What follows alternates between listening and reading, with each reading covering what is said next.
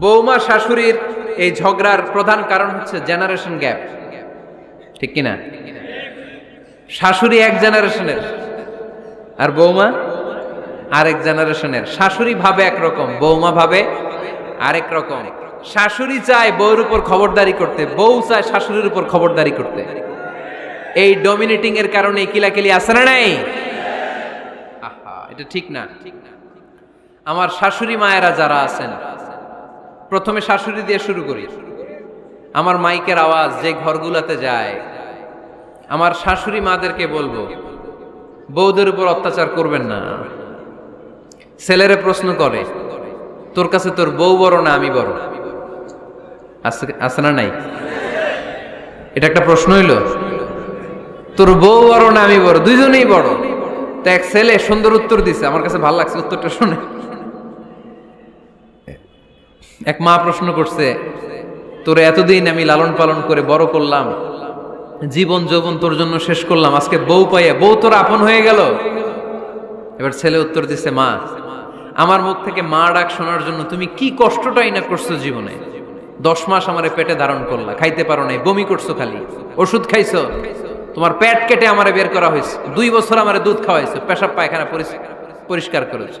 বয়স যখন 3-4 তখন তোমার আমি মা ডাকছি, এই মা ডাকটা শোনার জন্য তুমি এত কষ্ট করছো। আর আরেকবারের মাইয়া এই ঘরে আইসাই তোমার মা ডাকা শুরু করছে। যেই মেয়েটা তোমারে মা ডাকে সে আমার আপন হবে না কেন মা? ঠিক কিনা? এই মা ডাক শোনার জন্য তুমি এত কষ্ট করলা, আমার লালন পালন করলা, 10 মাস পেটে ধরলা, পেশাব পায়খানা পরিষ্কার করলা, এরপরে মা ডাক শুনতে পারছো। আর আরেকবারের মেয়ে জানা নাই চিনা নাই এসেই তোমার ডাকা শুরু করছে মা। তো যে আমার মারে মা ডাকে তার স্থান তো আমার কলিজায়, ঠিক কিনা? শাশুড়ি আম্মারা যারা আছেন, প্লিজ বৌমাদেরকে কষ্ট দিয়েন না।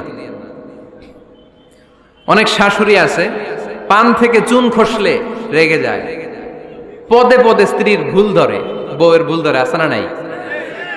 এটা করবেন না। সে তো নতুন, আপনার অনেক এক্সপিরিয়েন্স হতে তার সময় লাগবে, তাকে সময় দিন, তাকে ভালোবাসুন, ঠিক কিনা? না বুঝে সামান্যতে বৌমারে বদদোয়া দেয়, এরকম আছে না নাই? কিন্তু বুঝতে চায় না, বৌমারে যদি বদদোয়া দেয় তাহলে তার নিজ ছেলের পরিবারের ক্ষতি, পেটে ধরা যে ছেলে, ছেলের পরিবারের কিন্তু ক্ষতি, তার আপন নাতি নাতনিদেরই ক্ষতি। আওয়াজ করে বলেন ঠিক কিনা? বৌমাকে বদদোয়া দিয়েন না। বৌমাকে নিজের মেয়ের মতো দেখবেন। সমাধান আমি দিচ্ছি। কেমন দেখতে হবে? নিজের মেয়ের মতো। নিজের মেয়ে সকালে ঘুম থেকে ওঠে 11টা, ওইটা সমস্যা নাই। বৌমা কেন উঠলো না, ওইখানেই ঝামেলা, আছে না নাই? মেহেরবানি করে আপনার বৌমাকে আপনার নিজের মেয়ের মতো দেখেন। নিজের মেয়েরে যেমনি আদর করেন তাকেও অমনি আদর করেন। আপনার বৌমারে যদি আপনি কষ্ট দেন, মনে রাখবেন আপনার নিজের মেয়েটাও আরেকবারের বউ হয়ে কয়েকদিন পরে যাবে। আপনি যা যা করবেন আপনার মেয়েকেও তারা ওই রকম কষ্ট দিয়ে বাড়িতে ফিরিয়ে দিবে। চিল্লায় বলেন ঠিক কিনা? খবরদার, টিট ফর ট্যাট। ইট্টি মারলে পাটকেলটি খেতে হয়। এজন্য শাশুড়ি আম্মা জানারা যারা আছেন, বৌমার সাথে খারাপ আচরণ করবেন না মেহেরবানি করে। তাকে আপনি কষ্ট দিলে আপনার নিজের মেয়েটাও আরেক বাড়ির বৌমা হবে, সেও ওই বাড়িতে এই কষ্টগুলো ভোগ করবে। এগুলো যখন আপনি শুনবেন তখন আপনার চোখ দিয়ে পানি পড়বে কি পড়বে না? পড়বে। এবার আসেন বৌমার কথা বলি। বৌমা যারা আছেন মেহেরবানি করে, বৌমা যারা আছেন মেহেরবানি করে আপনার শাশুড়ি আম্মাকে নিজের মায়ের জায়গায় রাখবেন। আপনার বাড়ি ছেড়ে নতুন বাড়িতে আসছেন, তো এটাই তো আপনার বাড়ি। আপনার মা রেখে দিয়ে নতুন মা পাইছেন, এটাই তো আপনার মা। তো ওনাকে মায়ের জায়গায় বসাতে আপনার সমস্যাটা কোথায়? বৌমারা খেয়াল রাখবেন, আপনি আপনার শাশুড়ির সাথে যে আচরণটা করতেছেন, আপনার শেষ বয়সে আপনার ছেলের বিয়ে দেওয়ার পরে যে বৌমাটা আসবে ওই আচরণই আপনাকে ফিরিয়ে দিবে। The nature has its own return. প্রকৃতির একটা মাইর আছে, এটা শেষ মাইর, এটা শেষ খেলা। প্রকৃতির খেলা বড় খেলা। আপনি আপনার শাশুড়ির সাথে যে আচরণ করবেন, আপনার শেষ বয়সে আপনি একদিন শাশুড়ি হবেন, এটা মাথায় রাখবেন। ওই আচরণই আপনি ফিরে পাবেন। আওয়াজ করে বলতে হবে ঠিক কিনা? এজন্য 9 নাম্বার পয়েন্টস হচ্ছে মিউচুয়াল রেসপেক্ট। সবাই যেন সবাইকে ভালোবাসি। দোষ ছাড়া মানুষ নাই। সবার দোষ আছে, আমরা যেন একে অন্যের দোষ না খুঁজি। বৌমারা, আপনাদের কেন যদি আমার মাইকের আওয়াজ যায়, অল্প কিছু টেকনিক অবলম্বন করলে আপনি আপনার শাশুড়ির মন জয় করতে পারবেন। শাশুড়িরা আসলে বেশি কিছু চায় না, আগের জামানার মানুষ তো, এদেরকে ওইভাবে হাত করতে হবে। মাঝে মাঝে একটু শাশুড়ির মাথায় তেল দিয়ে দেন, চুলে তেল দিয়ে দিবেন আর কি, মাঝে মাঝে চুল আশ্রয় দিবেন, এগুলো কিন্তু খুব পছন্দ করে শাশুড়িরা। ওনার প্রেশারটা একটু মেপে দিবেন, ডায়াবেটিক্সের ওষুধটা খাইলো কিনা সময় মতো খোঁজ নিবেন, কি পছন্দ করে খেতে একটু রান্না করে দিবেন। যেই বক্তার ওয়াজ শুনতে পছন্দ করে ওই বক্তার ওয়াজগুলো ডাউনলোড করে শাশুড়ি আম্মাকে দিবেন, ইসলামী বই দিবেন। দেখবেন বয়স্ক নারীরা মাহফিল যেতে খুব পছন্দ করে, ওয়াজ শুনতে খুব পছন্দ করে, নবীদের কাহিনীগুলো শুনতে পছন্দ করে। বসায় বসায় একটু কাহিনীগুলো শোনাবেন।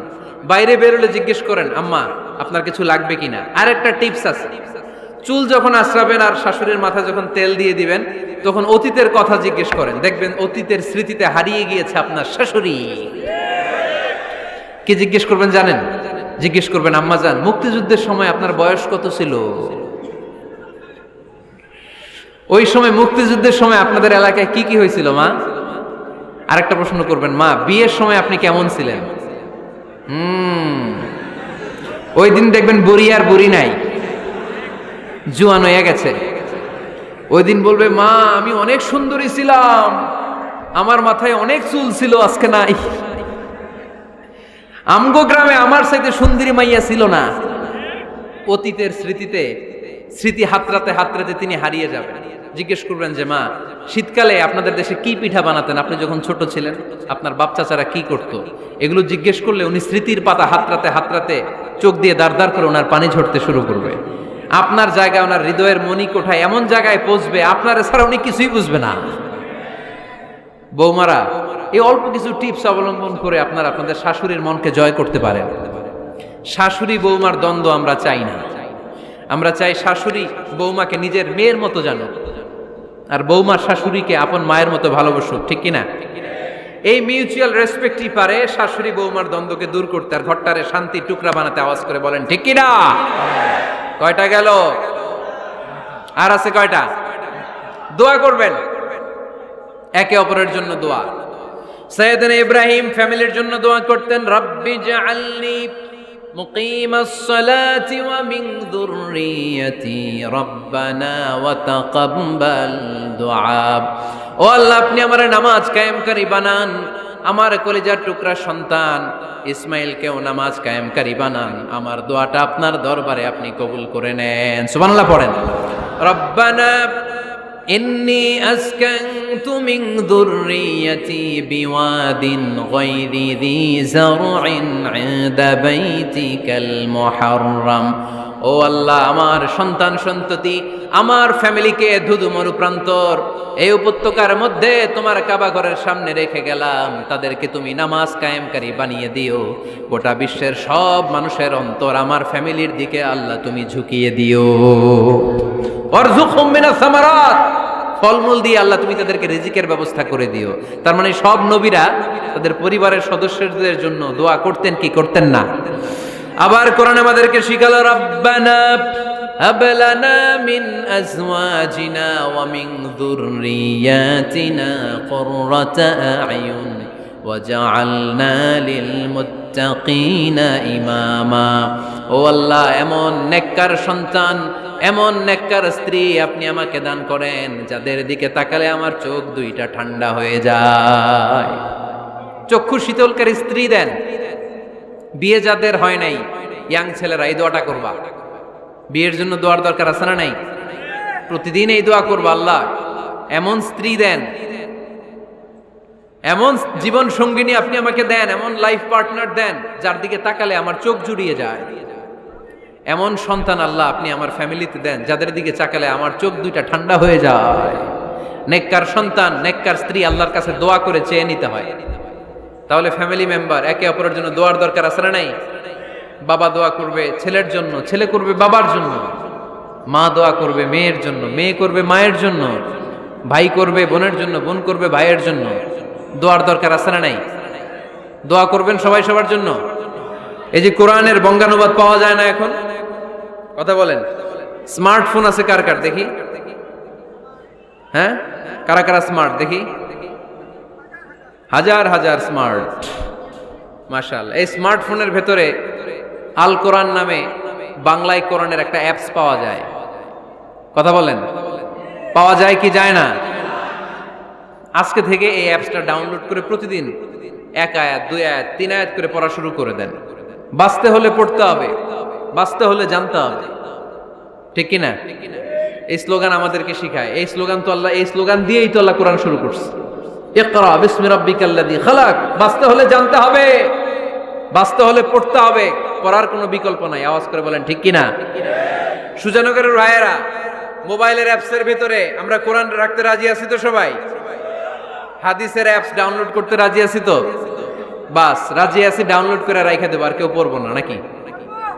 হ্যাঁ, প্রতিদিন একটা আয়াত হলেও যেন আমরা পড়ি। আল্লাহ যা বলা দরকার সব বলে দিয়ে গেছে, নতুন করে আর কিছু বলবে না। আমরা যেন পড়াশোনা করি, আমরা যেন একটা পাঠাগার বানাই। আবারও কখনো আসার সুযোগ হইলে আমি জিজ্ঞেস করবো, যদি আমার মনে থাকে যে আপনাদের পাঠাগার আছে কার কার ঘরে, সেদিন সবার হাত তুলতে হবে। এমনি পারা যাবে তো? আল্লাহ তুমি তৌফিক দাও।